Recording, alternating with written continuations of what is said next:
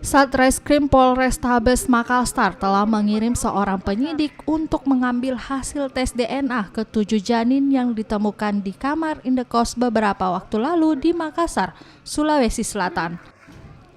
Tes DNA dilakukan lantaran pengakuan kedua pelaku berbeda. Pelaku pria mengaku 4 janin merupakan hasil hubungan terlarang dengan pelaku wanita, namun pelaku wanita mengaku ada 7 janin. Selain tes DNA, pelaku juga menjalani pemeriksaan psikologis. Kini, kedua pelaku masih menjalani pemeriksaan, sementara pelaku pria menjalani bimbingan rohani berdasarkan permintaan keluarga.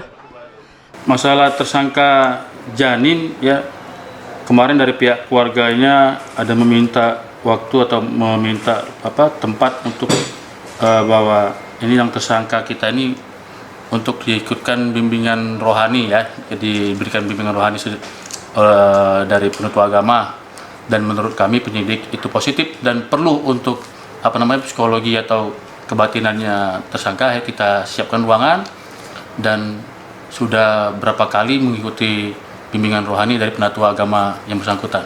Nah, kalau untuk hasil tes masing-masing kita masih menunggu nih dari pala hari, dan untuk DNA sampai saat ini. Dan kemarin baru saya kirimkan lagi anggota untuk menjemput hasilnya, tapi kita belum tahu hasilnya apa.